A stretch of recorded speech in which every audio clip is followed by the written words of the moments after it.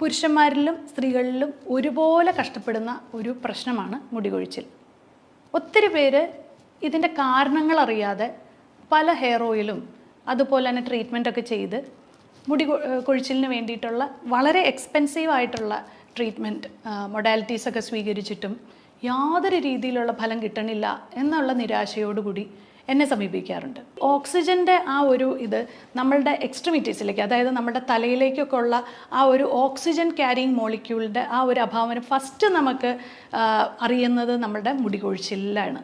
Thoughts ഇങ്ങനെ വന്നുകൊണ്ടിരിക്കും, അവർക്ക് കൺട്രോൾ ചെയ്യാൻ പറ്റാത്ത തോട്ട്സ് ആയിരിക്കും അവർക്ക് വരിക. അപ്പോൾ നമ്മൾ പ്രാണായാമ ബ്രീതിങ് എക്സസൈസ് ചെയ്യുമ്പോഴത്തേക്കും നമ്മുടെ ബ്രെയിൻ സെൽസ് കാമാവുകയും അവരുടെ തോട്ട്സിൻ്റെ നമ്പർ കുറയുകയും ചെയ്യും. എല്ലാവർക്കും നമസ്കാരം. ഇന്നത്തെ വളരെ പ്രധാനപ്പെട്ട ഇൻട്രസ്റ്റിംഗ് ആയിട്ടുള്ളൊരു ടോപ്പിക്കാണ് മുടികൊഴിച്ചിൽ. പുരുഷന്മാരിലും സ്ത്രീകളിലും ഒരുപോലെ കഷ്ടപ്പെടുന്ന ഒരു പ്രശ്നമാണ് മുടികൊഴിച്ചിൽ.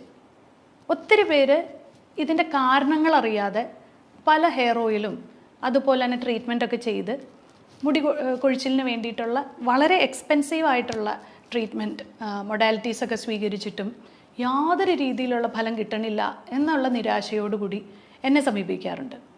അപ്പോൾ ഇന്നത്തെ നമ്മളുടെ ടോപ്പിക്ക് എന്തുകൊണ്ടായിരിക്കും എന്നുള്ളതിനെ പറ്റിയും അതിന് പറ്റിയ കുറച്ച് സൊല്യൂഷൻസും ആയിരിക്കും ഞാൻ പറഞ്ഞുതരാം. ഞാൻ doctor Akhila Vinod, wellness OP centre, Yogashram, Palarivattam. അപ്പോൾ ആദ്യം നമ്മൾ ശ്രദ്ധിക്കേണ്ട ഒരു കാര്യം, ഞാൻ പല വീഡിയോസിലും ഞാൻ പറഞ്ഞിട്ടുണ്ട്, ഇതിൻ്റെ മൂലകാരണം എന്ന് പറയുന്ന മിക്കവരിലും ഏകദേശം 80% പേരിലും കാണുന്നത് ഡെഫിഷ്യൻസീസാണ്.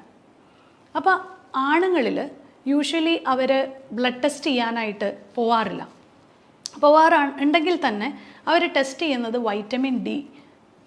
മാക്സിമം പോയി കഴിഞ്ഞാൽ അവർ വൈറ്റമിൻ ഡി മാത്രമേ ചെക്ക് ചെയ്യാറുള്ളൂ. പക്ഷേ ഇനി നെക്സ്റ്റ് ടൈം നിങ്ങൾ പോകുമ്പോൾ നിങ്ങളിലുള്ള തൈറോയ്ഡ് ഗ്രന്ഥികളുടെ ഹോർമോൺ, അതായത് തൈറോയ്ഡ് പ്രൊഫൈൽ ഒന്ന് ചെക്ക് ചെയ്യുക, കൂടാതെ ഫെറിറ്റിൻ ചെക്ക് ചെയ്യുക, അതുകൂടാതെ വൈറ്റമിൻ ഡിയും കൂടി ചെക്ക് ചെയ്യുക. ഇതാണ് ഈ 3 കാരണങ്ങളാണ് പ്രധാനമായിട്ടും ഒരു ആളിൽ, അല്ലെങ്കിൽ ഒരു പുരുഷനിലായിക്കോട്ടെ സ്ത്രീയിലായിക്കോട്ടെ പ്രധാനമായിട്ടും കാണുന്നത് ഇതിൻ്റെ ഒരു ഡെഫിഷ്യൻസി മൂലമാണ്.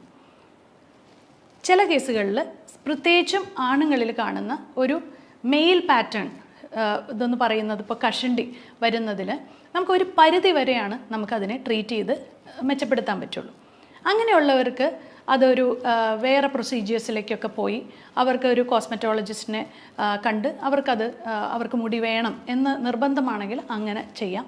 പക്ഷേ ഏകദേശം 80 തൊട്ട് 90% പേരിലും ആദ്യം നിങ്ങൾ ബ്ലഡ് ടെസ്റ്റ് ചെയ്ത് നിങ്ങളുടെ ഇതിനകത്ത് എന്തെങ്കിലും ഡെഫിഷ്യൻസീസ് ഉണ്ടോ എന്ന് നോക്കിയതിന് ശേഷം അങ്ങനെ ഒരു തീരുമാനത്തിലേക്ക് പോവുകയായിരിക്കും നല്ലത്.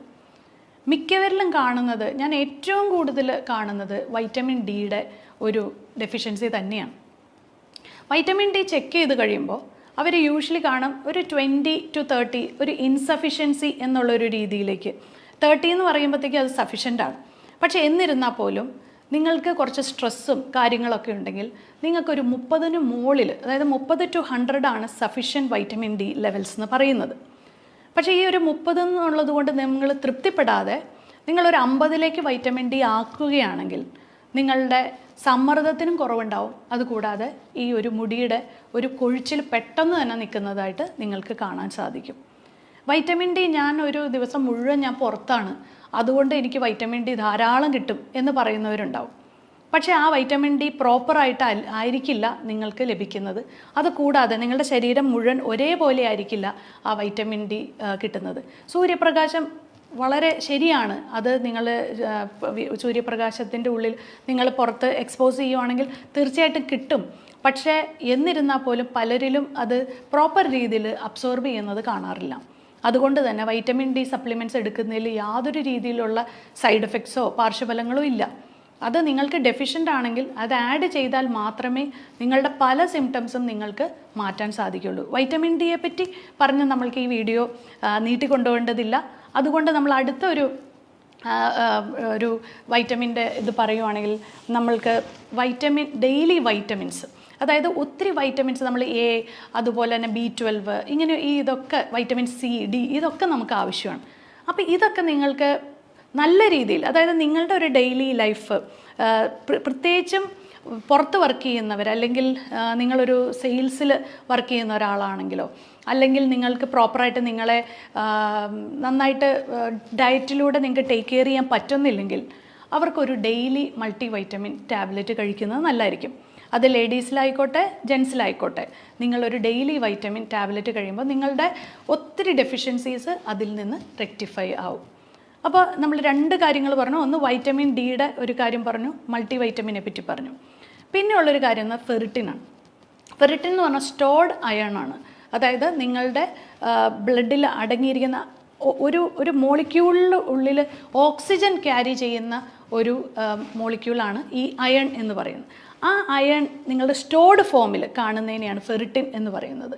അപ്പോൾ ഈ ഓക്സിജൻ്റെ ആ ഒരു ഇത് നമ്മളുടെ എക്സ്ട്രിമിറ്റീസിലേക്ക്, അതായത് നമ്മുടെ തലയിലേക്കൊക്കെ ഉള്ള ആ ഒരു ഓക്സിജൻ ക്യാരിങ് മോളിക്യൂളിൻ്റെ ആ ഒരു അഭാവം ഫസ്റ്റ് നമുക്ക് അറിയുന്നത് നമ്മുടെ മുടി കൊഴിച്ചിലാണ്. അപ്പോൾ ഫെറിറ്റിൻ്റെ ലെവൽ കുറയുമ്പോൾ പെട്ടെന്ന് നമ്മൾക്ക് അത് എക്സ്ട്രിമിറ്റീസിലേക്കൊക്കെ ബാധിച്ചതിന് ശേഷമാണ് ഫെറിറ്റിൻ്റെ അഭാവം മറ്റുള്ള ശരീരഭാഗങ്ങളിലേക്ക് അഫക്റ്റ് ചെയ്യുക. അപ്പോൾ ആ വ്യക്തികളിൽ, പ്രത്യേകിച്ച് സ്ത്രീകളിലാണ് ഫെറിറ്റിൻ്റെ ലെവല് കുറഞ്ഞു കാണാറ്. കാരണം അവർക്ക് മെൻസ്ട്രുവേഷൻ ഉള്ളതുകൊണ്ട്, അവർക്ക് പീരീഡ്സ് ഉള്ളതുകൊണ്ട് തന്നെ അവരുടെ ബ്ലഡ് ലോസ് സംഭവിക്കുന്നു. അതുകൊണ്ട് ഫെറിറ്റിൻ്റെ അളവ് വീണ്ടും കുറയുന്നു. പുരുഷന്മാരിൽ അത് കാണാറില്ല എന്ന് പറഞ്ഞാൽ പോലും ഒത്തിരി പേര് ഫെറിറ്റിൻ അതുകൊണ്ട് ചെക്ക് ചെയ്യാറില്ല.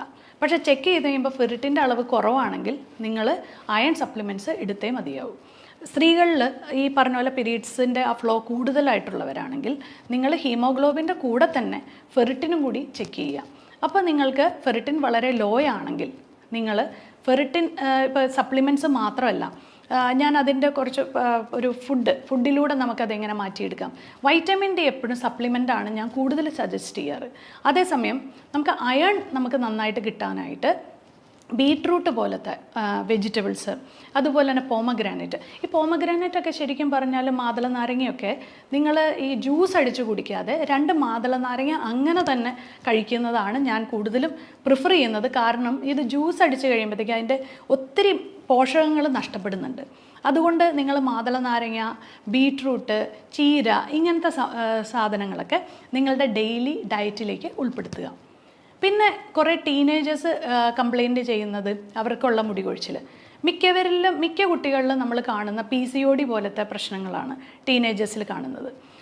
കൂടാതെ തന്നെ ഒരു 20s കഴിഞ്ഞ് ടീനേജ് അത് കഴിഞ്ഞിട്ടുള്ള ഒരു പ്രായത്തിലുള്ള പെൺകുട്ടികൾക്ക് കാണുന്ന തൈറോയിഡിൻ്റെ വ്യതിയാനങ്ങളാണ്.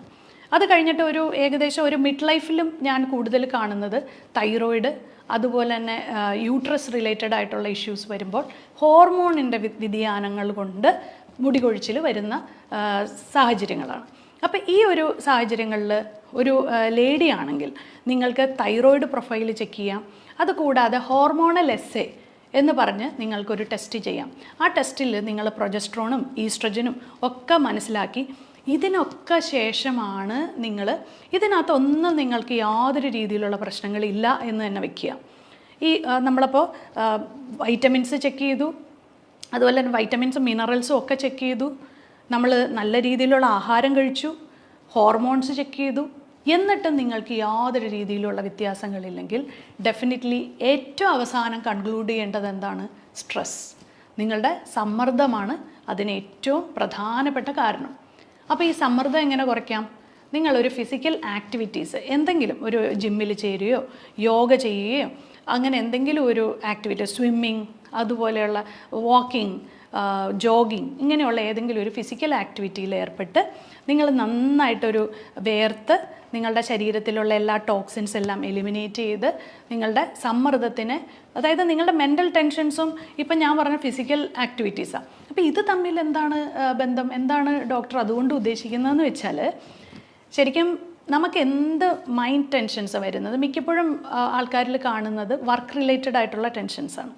ആ വർക്ക് റിലേറ്റഡ് ആയിട്ടുള്ള ടെൻഷൻസ് നിങ്ങൾ വൈകുന്നേരം പലരും പറയുന്ന കേൾക്കാറുണ്ട്, ഞാനൊരു ബാഡ്മിൻ്റൺ ഒക്കെ കളിച്ച് തിരിച്ച് ഫുട്ബോളൊക്കെ കളിച്ച് വീട്ടിലേക്ക് വരുമ്പോഴത്തേക്ക് പിന്നെ ഞാൻ ഓക്കെയാണ് എന്ന് പറയും, അല്ലേ?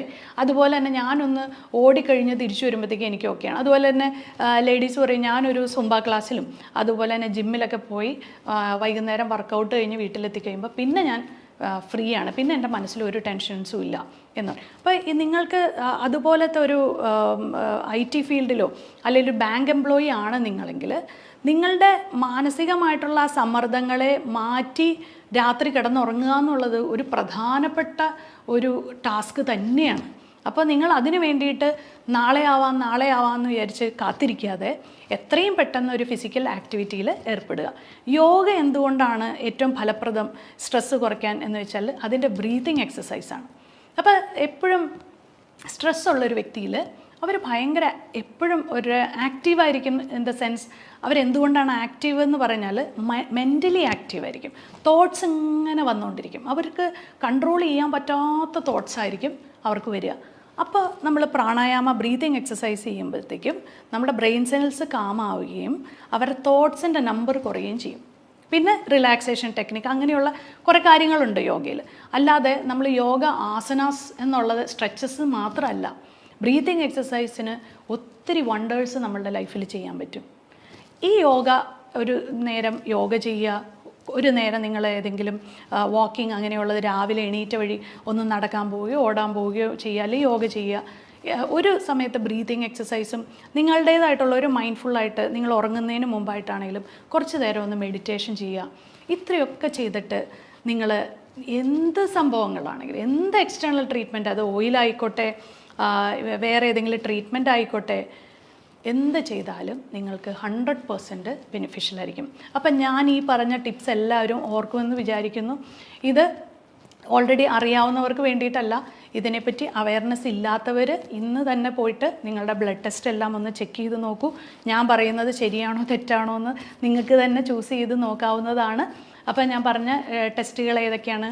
വൈറ്റമിൻ ഡി, ഫെറിറ്റിൻ, അതുപോലെ തന്നെ തൈറോയിഡിൻ്റെ തൈറോയിഡ് പ്രൊഫൈലിൽ നിങ്ങൾ തന്നെ സെൽഫ് ടെസ്റ്റ് ചെയ്യണമെങ്കിൽ അല്ലെങ്കിൽ ഏതെങ്കിലും അടുത്തുള്ള ഡോക്ടേഴ്സിനെ കൊണ്ട് പ്രിസ്ക്രൈബ് ചെയ്ത് തൈറോയിഡ് പ്രൊഫൈൽ നോക്കുക. ഹോർമോണൽ എസ്സേ ലേഡീസിന് വേണ്ടിയിട്ട് ചെയ്യുക. ഇത്രയൊക്കെ കാര്യങ്ങൾ ചെയ്തു കഴിഞ്ഞാൽ നിങ്ങൾക്ക് മനസ്സിലാവും എവിടെയാണ് നിങ്ങളുടെ പ്രോബ്ലം. അപ്പം ഞാൻ മൂലകാരണവും അതിനുള്ള കുറച്ച് സൊല്യൂഷൻസും പറഞ്ഞു തന്നു എന്ന് വിശ്വസിക്കുന്നു. അപ്പോൾ വീണ്ടും ഇൻട്രസ്റ്റിങ്ങുമായിട്ടുള്ളൊരു ടോപ്പിക്കായി ഇനിയും കാണാം.